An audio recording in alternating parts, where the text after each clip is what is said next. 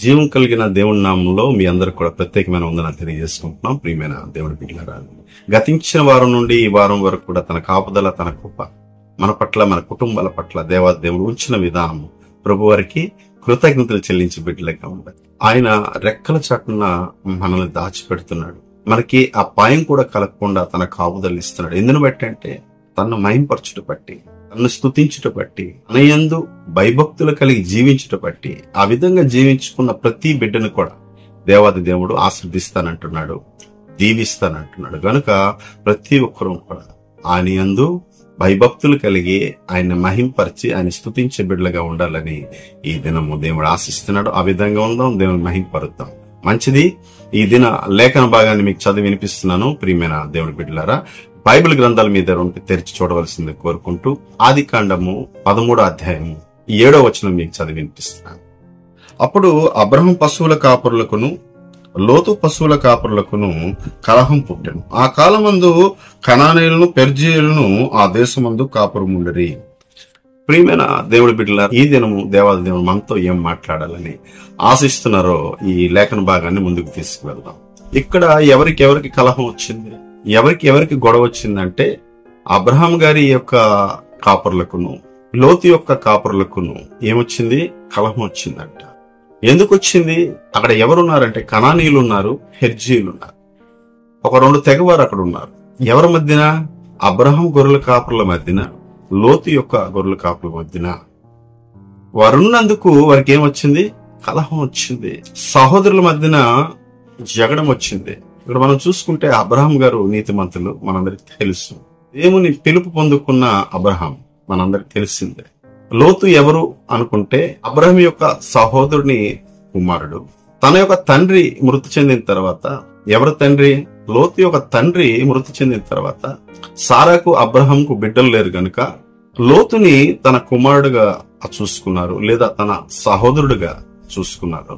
దేవాది దేవుడు ఎప్పుడైతే అబ్రహాంని ఈ దేశాన్ని విడిచి నేను చూపించబోతున్న దేశానికి వెళ్ళమని చెప్పాడో, తనతో పాటు లోతు కూడా ప్రయాణమయ్యాడు. చాలా కష్టాన్ని అనుభవించారు, కరువును అనుభవించారు. తర్వాత దేవాది దేవుడు దీవించాడు అబ్రహాంని.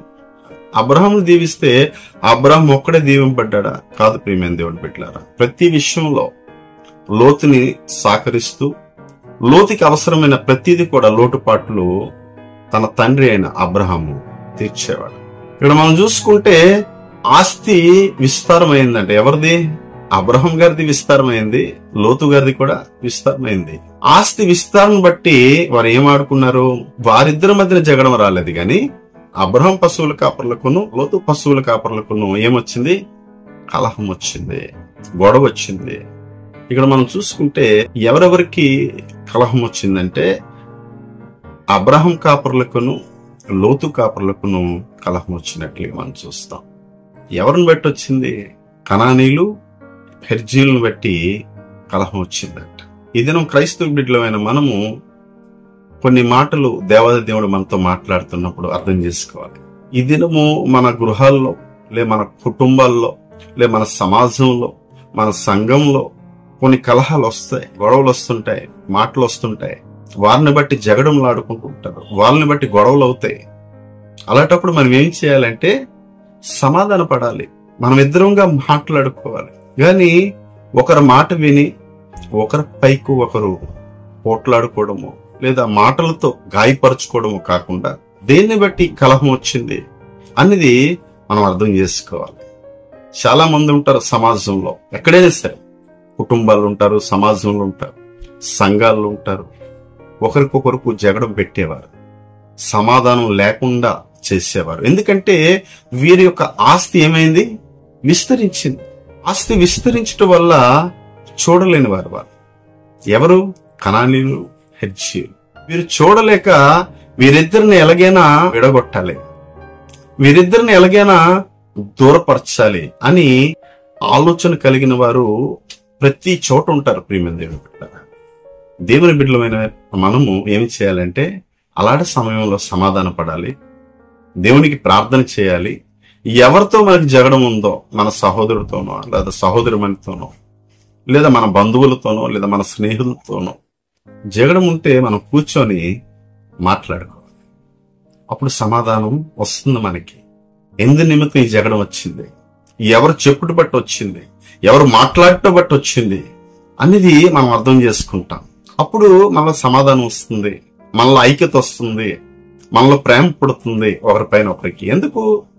వారు దూరస్తులు కాదు, వారిద్దరు బంధువులే, వారిద్దరు రక్త సంబంధులే. ఒక కుమారుడికి ఏ విధంగా ప్రేమిస్తాడో అబ్రహాం ఆ విధంగా లోతుని ప్రేమించాడు. తనతో వచ్చాడు ఆయన. దేవుని పిలుపు లోతుకి లేదు గాని అబ్రహాం గారికి ఉంది, కానీ అబ్రహాం లోతుని తీసుకొని వచ్చినట్లుగా ఉంటది. అయితే ఏం చేయాలా? ఇక్కడ అబ్రహాం గారు ఒక మాట అంటాడు. ఏమంటారంటే, మనం బంధువులను, మన మధ్యలో గొడవలొద్దు, లేదా కలహాలొద్దు, ఒక పని చేద్దాం. నువ్వు ఎడమ తట్టుకు వెళ్తే నేను కుడి తట్టుకు వెళ్తాను, నువ్వు కుడి తట్టుకు వెళ్తే నేను ఎడమ తట్టుకు వెళ్తాను అంటే. అంతకన్నా ముందుగా మనం అర్థం చేసుకుంటే, లేదా ఆ వాక్యాన్ని చక్కగా మనం ఆలోచిస్తే ఆయన చెప్పే ఉంటాడు. ఏమని చెప్పి ఉంటాడు నాన్న?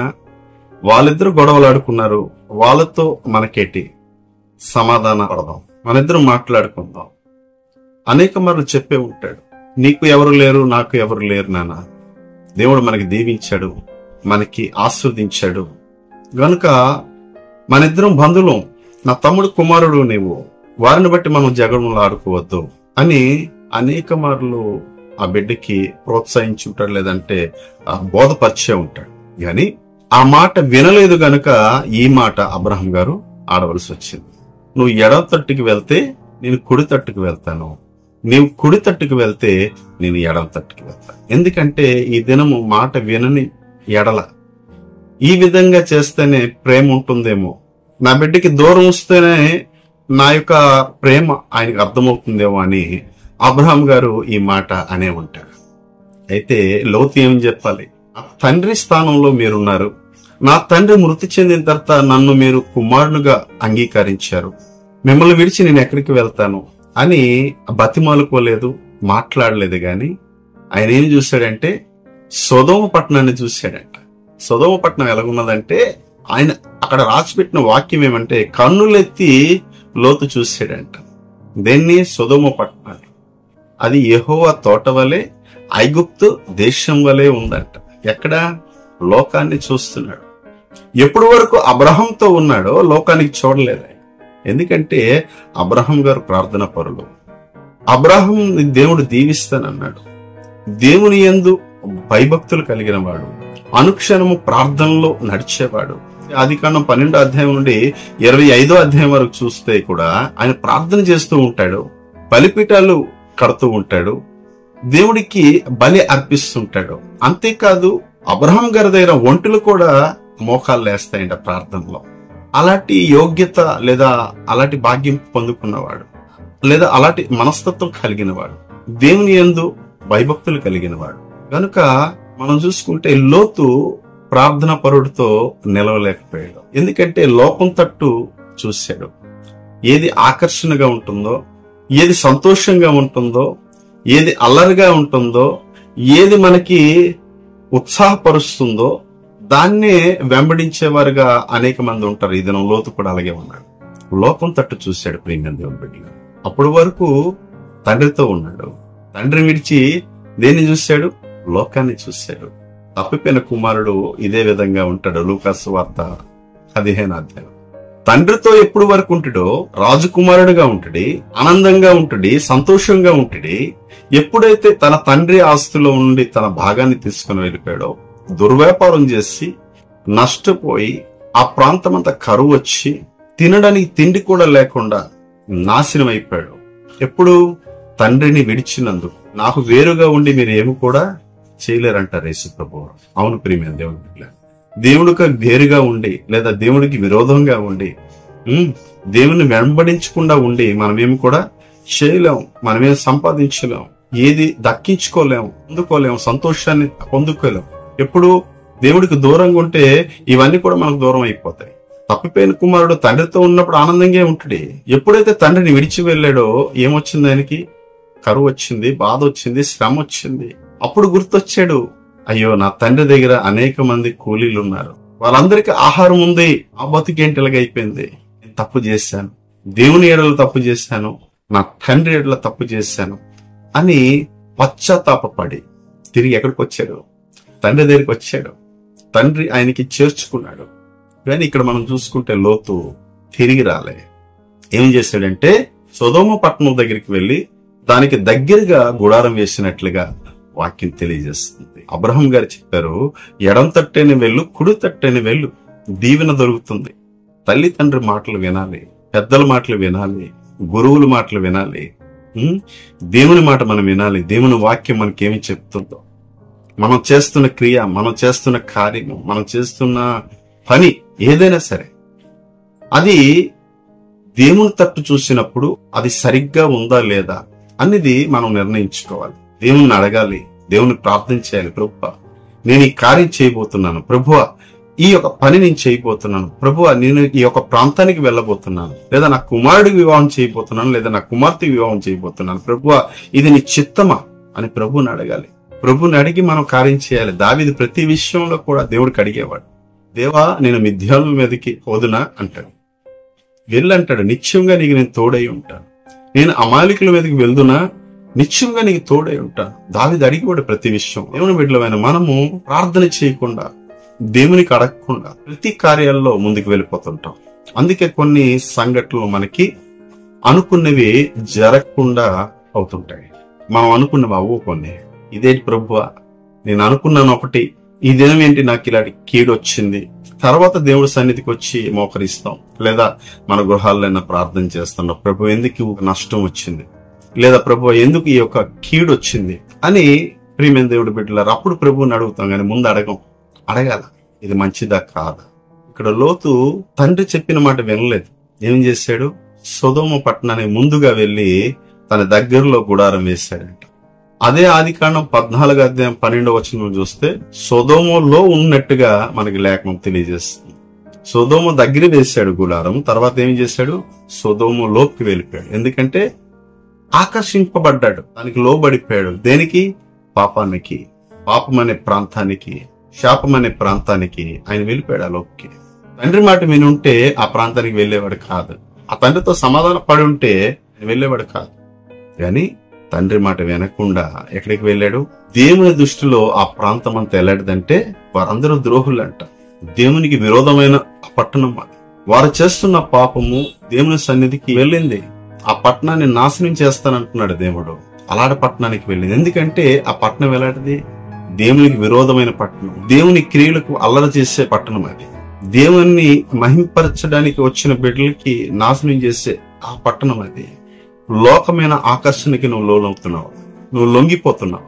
లోక ఆనందం కోసం, లోక సంతోషం కోసం, లోకమైన అల్లరి కోసం దానికి లోబడి లోకాన్నే మన హృదయంలో తెచ్చుకొని జీవించే బిడ్డగా ఉన్నావా దేవుని బిడ్డ? ఈ దినము దేవుడు మనతో మాట్లాడుతున్నాడు. ఏ విధంగా లోతు వలె మనం ఉన్నాము. అబ్రహాం చెప్పినప్పుడు మాట వినకుండా తూర్పు దిక్కున వెళ్ళాడంట. కుడికి గాని ఎడం గాని వెళ్ళలేదు, గాని తూర్పు దిక్కుకు వెళ్ళినట్టుగా ఉంటది. అక్కడ సొదొమ ఉంది. శాపమైన ప్రదేశానికి వెళ్ళాడు, శాపాన్ని తీసుకొని వచ్చాడు. ఏమైనా బాగుపడ్డా, ఏమైనా అభివృద్ధి చెందాడా? దేవుడు ఆ పట్టణాన్ని నాశనం చేస్తానని అబ్రహాం గారికి చెప్పినప్పుడు, నా తమ్ముడు అక్కడ ఉన్నాడు, లేదా లోతు ఉన్నాడు, తన భార్య ఉంది, తన బిడ్డలు ఉన్నారు, వారిని రక్షించాలని దేవుని ప్రాధేయపడ్డాడు, బతిమాలుకున్నాడు. 50 మంది నీతిమంతులుంటే ప్రభువా ఆ పట్టణాన్ని రక్షిస్తావా? చివరికి వచ్చినప్పుడు 10 మంది నీతిమంతులున్నా నువ్వు రక్షిస్తావా ప్రభువా అని దేవునికి ప్రాధేయపడ్డాడు. అబ్రాహామును బట్టి అంట 18వ అధ్యాయంలో ఉంటుంది ఆదికాండం. అబ్రాహామును బట్టి లోతుని అక్కడ నశించిపోకుండా రక్షించాడంట. అంటే తల్లిదండ్రుల ప్రార్థన, పెద్దల ప్రార్థన మన పట్ల ఉంటుంది గనక మనం ఎంత అల్లరి చేసినా, ఎన్ని తప్పులు చేసినా, కొంతమందికి మనం బాధ పెట్టినా, దేవుడికి విరోధమైన పనులు కొన్ని చేసినా, మన తల్లిదండ్రులు మన పట్ల ప్రార్థిస్తున్నారు గనుక, మన సంఘ పెద్దలు, మన సంఘస్థులు మన పట్ల ప్రార్థన చేస్తున్నారు గనుక మనం కొన్ని తప్పులు చేసిన దేవుడు మనల్ని రక్షిస్తుంటాడు. అనేక సార్లు మనల్ని కాపాడుతుంటాడు. మనం అనుకుంటాం చిన్న విషయంలో నేను నశించిపోయేవాడిని, దేవుడు నన్ను రక్షించాడు. ఎందుకు రక్షించాడు? మన మంచి క్రియలైతే ఏం కాదు, మన తల్లిదండ్రులు చేస్తున్న ప్రార్థన.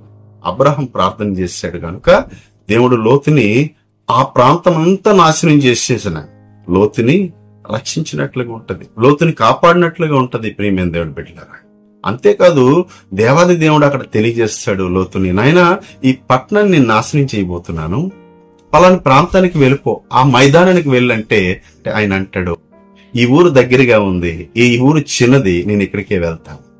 దేవుని మాట కూడా అక్కడ అంగీకరించినట్లుగా లేదు. ఆయన చెప్పిన ప్రాంతానికి వెళ్ళలేదు.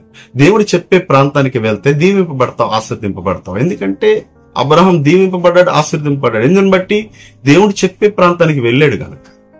ఈ దినం దేవుడు చెప్తున్న మాటలు మనం వింటే దీవింపబడతాం, ఆశీర్వదింపబడతాం, మన కుటుంబం దీవింపబడుతుంది. ఎప్పుడు? దేవుని మాటలు వింటే, తన మాట విని తన్ని గ్రహించి మనం జీవిస్తే, ఆ వాక్య ప్రకారం మనం నడుచుకుంటే దీవింపబడతాం. గాని లోతు అక్కడ దేవుని మాట కూడా విన్నట్లుగా లేడు. ఎక్కడికి వెళ్ళాడు? సోయార్కి వెళ్ళాడు. పోనీ అక్కడైనా నివసించాడా?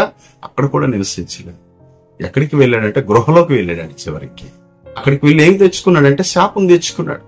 అక్కడ ఎవరు కూడా లేరు, వీరు ముగ్గురు తప్పించి, 2 కుమార్తెలు, లోతు తప్పించి ఇంకెవరు లేరు. తన భార్య చూడడానికి చూసింది, ఆమె లోకాన్ని చూసింది, నశించిపోయింది. ఆ మిగిలింది ముగ్గురే. వారు ముగ్గురులో అక్కడ ఎవరు కూడా లేరు. కుమార్తెలను బట్టి ఏం కన్నాడు? శాపకరమైన సంతానాన్ని కన్నాడు. శాపాన్ని ఈ లోకానికి తీసుకొని వచ్చాడు తన ద్వారా. ఈ యొక్క మేలు పొందుకున్నాడంటే ఏ మేలు పొందుకోలేదు. ఇక్కడ నుండి తీసుకుని వెళ్ళిన ఆస్తంతా కూడా నష్టపోయింది. తన భార్య నశించిపోయింది. తనకున్న 2 కుమార్తెలతో కూడా శాపమైన సంతానాన్ని తీసుకొని వచ్చాడు. తన తండ్రి ద్వారా 2 కుమారులు కన్నారంట. ఆ 2 కుమార్తెలు చూడండి ఎంత శాపకరమైన జీవితం. దేవుడు దీవించాడా? ఆశీర్వదించాడా? తల్లిదండ్రి మాట మనం వినలేదు, పెద్దలు చెప్పే మాట మనం వినలేదు. నువ్వు దీవింపబడతావు నాన్న, పలానా ప్రదేశానికి వెళ్ళు, పలానా చోటుకి వెళ్ళు, ఈ విధంగా జీవించుకో, ఈ విధంగా ఉండు, చక్కగా జీవించుకో, దేవుని యందు భయభక్తులు కలిగి జీవించుకో అని చెప్పిన మాటలు నువ్వు వినినప్పుడు దీవింపబడతావు. లేకపోతే తప్పిపోయిన కుమారులాగా అయిపోతాం, లేదంటే లోతులాగా నశించిపోతాం మనం. లోతు ఏదైనా దీవెన పొందాడంటే ఏ దీవెన పొందలేదు. ఎందుకంటే అబ్రహాంని తునీకరించాడు, దూరంగా వెళ్ళాడు, శాపమైన ప్రదేశానికి వెళ్ళాడు, దేవుని ద్వారా శాపం పొందుకున్నాడు. దేవుడు ఆశీర్దిస్తానన్నా కూడా ఆశీర్వాదాన్ని పొందుకోలేక ఉన్నాడు. ఎందుకంటే ముందు నుండే ఆ యొక్క అలవాటు లేదంటే ఆ యొక్క పద్ధతి ఉంది. దానిలో లోబడే తత్వం లేదు, చెప్పిన మాట వినే వాడిగా లేడు గనుక ప్రియమైన దేవుని బిడ్డలారా, దీవెన రాలేదు. ఏమొచ్చింది?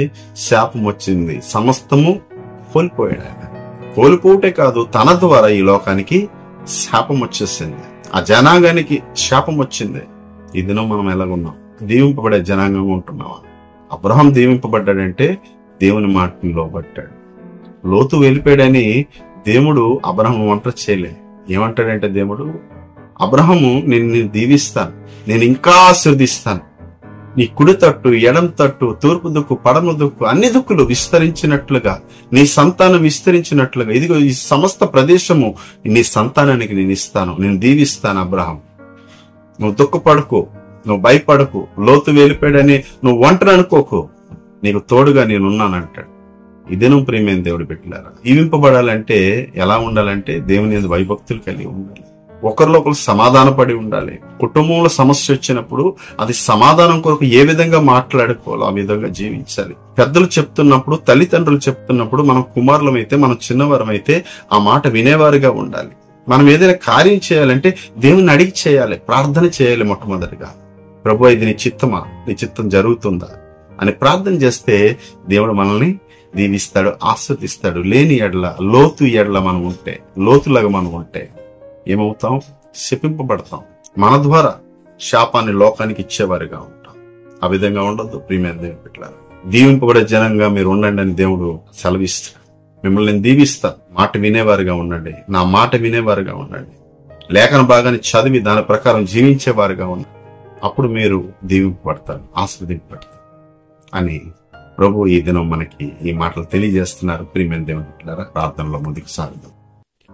మహాపరిశుద్ధమైన ప్రభువా, ప్రేమ కలిగిన మా తండ్రి, దయ కలిగిన మా దేవా, మీకు స్తోత్రాలు. ఇంతవరకు మీ కాపుదల కృపనిచ్చినందుకు కృతజ్ఞతలు. ఇదిగో నా ఈ లేఖన భాగం ద్వారా మమ్మల్ని నేర్పించారు.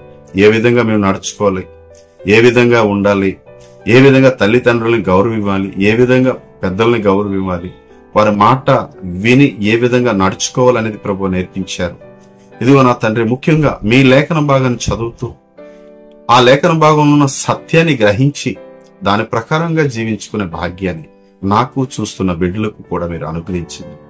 ప్రతి బిడ్డని మీ కృపని ఇచ్చి ముందుకు నడిపించమని మీరు మహిమ పొందుకోవాలి. యేసు పుణ్య నామములో వచ్చిన ప్రార్థనను వేడుకుంటున్నాను తండ్రి. ఆమేన్. దేవుడు మిమ్మల్ని దీవించి ఆశీర్వదించును గాక.